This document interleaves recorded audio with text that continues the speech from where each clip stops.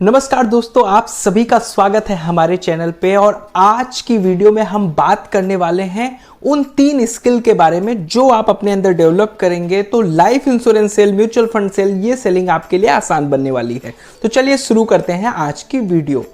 तो सबसे पहली स्किल जो आपको डेवलप करने की जरूरत है वो है, जब भी आप कस्टमर के पास जाएं तो सबसे पहले सेल योरसेल्फ।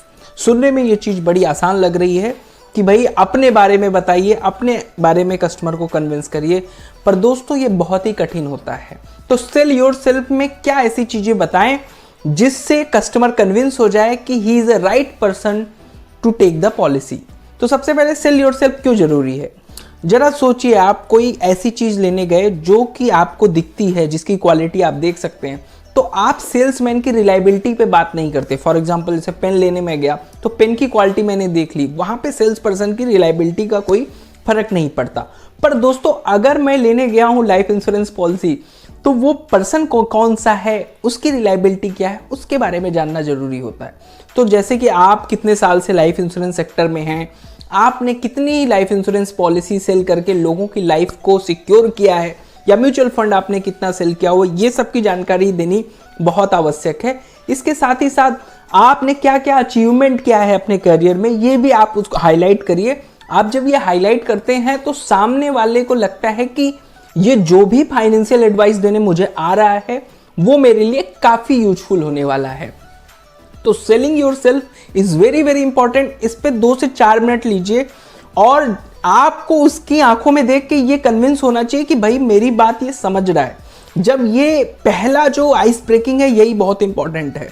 तो जब आपने सेल योरसेल्फ कर लिया तो दूसरा जो बहुत इंपॉर्टेंट आता है, और बहुत पुराने लोग जो लाइफ इंश्योरेंस में हैं वो भी इस बात को मिस कर जाते हैं, और वो है सेल योर कंपनी परफॉर्मेंस। जी हाँ, आपके बारे में जान के वो तो कन्विंस हो गया, पर जिस कंपनी के प्रोडक्ट को आप रिप्रेजेंट करने जा रहे हो उसका बैकग्राउंड क्या है, उसके स्ट्रेंथ क्या क्या हैं, जो कि कस्टमर को अगर मैं एक्सप्लेन करूंगा तो आई कैचिंग लगेगा।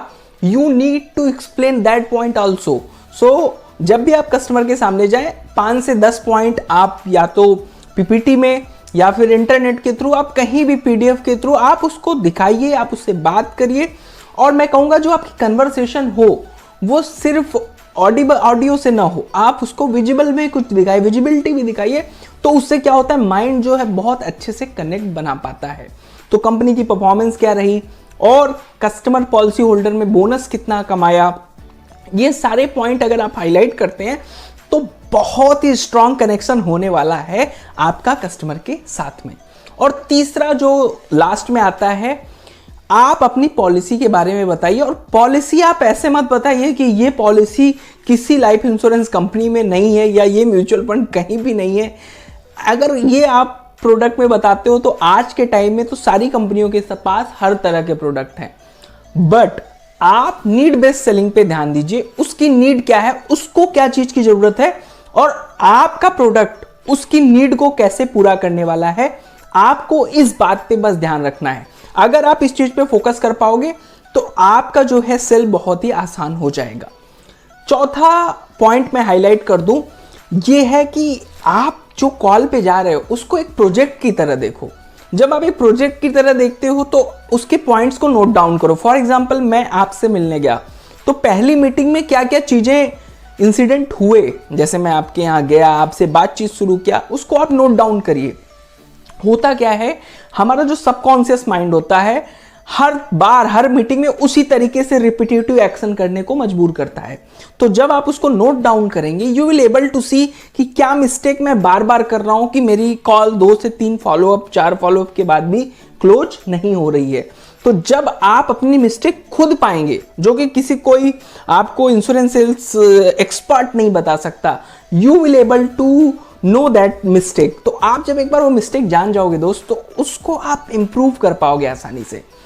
तो आप जब उस प्रोजेक्ट को, कस्टमर को प्रोजेक्ट 1 लिखिए और उसकी सारी डिटेल लिखिए और कहाँ पे आपने गलतियां की। जैसे आपको कोई क्लाइंट मिला, पॉजिटिव क्लाइंट मिला, आपने शुरू हो गए, उसका कोई फ्रेंड आ गया, इंटरप्ट हो गया, बट आपको वो सिर्फ एक कॉल की तरह याद रहा कि यार वो कस्टमर की मेरी कॉल ओपन हुई थी बट वो क्लोज नहीं हुई, पर आपने इंटरप्शन पे ध्यान नहीं दिया। लेकिन जब आप नोट डाउन करेंगे तो आपको समझ में आएगा कि हाँ, मुझे पहले कन्वर्सेशन स्टार्टर करना था और फिर मुझे उसका 10 से 15 मिनट सिर्फ मेरा टाइम लेना था और वो मेरी मिस्टेक हुई। तो ये छोटी छोटी चीज़ें अगर आप करते हो दोस्तों, तो मेरी बात पे विश्वास करिए, आपकी इंश्योरेंस सेल्स या कोई ऐसा प्रोडक्ट जो कि इनटेंजिबल है, जिसे देखा नहीं जा सकता, उसकी सेल्स बड़ी आसान होने वाली है। अगर आप इस चैनल पे पहली बार आए हो तो इस चैनल को सब्सक्राइब करना ना भूलिए। सेल्स इंश्योरेंस की ढेर सारी वीडियो इस चैनल पे है। कोल्ड कॉलिंग पे मेरी एक वीडियो वायरल भी हुई है, 23,000 व्यूज भी उस पे गए हैं। वो वीडियो का लिंक मैं डिस्क्रिप्शन में डाल रहा हूं, उसको भी जरूर देखिए। आप सभी को बहुत बहुत धन्यवाद। All the very best. Thank you.